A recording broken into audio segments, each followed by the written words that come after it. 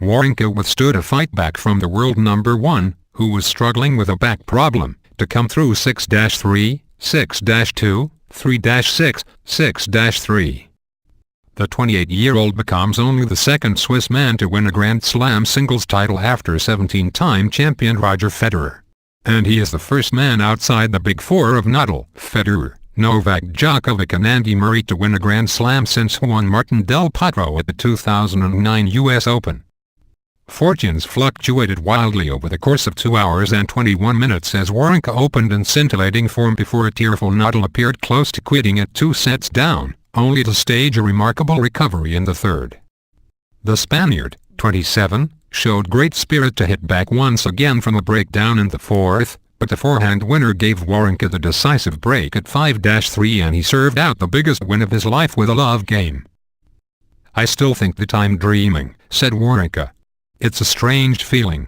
I saw so many finals. I always try to watch the finals of Grand Slams because that's where the best players are playing. Before today, for me it wasn't a dream. I never expected to play a final.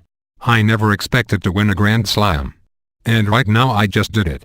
Nadal, who revealed he felt the back problem in the warm-up, said, "It is a tournament that I really had some troubles physically in my career and is something that is painful for me.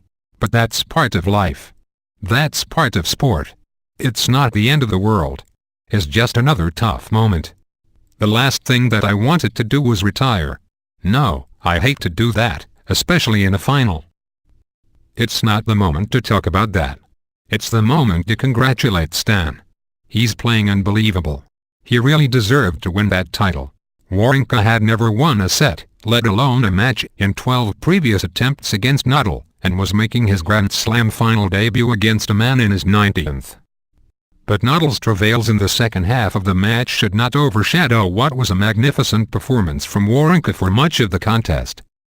He coped brilliantly with the Spaniard's fizzing forehand in the early stages, using his backhand to return the fire, and 12 winners almost helped him to a 5-1 lead. Some nerves were finally revealed when he tried to close out a set against Nadal for the first time, failing to make a first serve as he fell 0-40 down, but the 2009 champion could not get a return in play as Wawrinka hit back to seal it with an ace.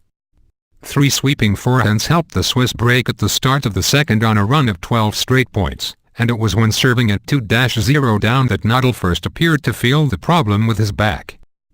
After leaving the court for treatment, to the annoyance of Wawrinka and boos from some sections of the crowd, Nadal returned unable to serve at anything like full speed, and at one stage was close to tears. Another visit from the physio followed after Game 5, and when Wawrinka took the second set almost unopposed, the 13-time Grand Slam champion appeared close to calling it quits on a long walk back to his chair. What followed was remarkable, with Nadal staging the unlikeliest of fight-backs, possibly as the painkillers kicked in, while Wawrinka completely lost his rhythm with victory apparently his for the taking.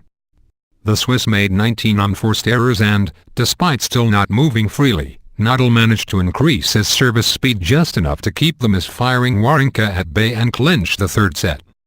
It now appeared to be a test of Wawrinka's nerve as much as Nadal's fitness, because the Spaniard was clearly not about to give up, and he clung on magnificently.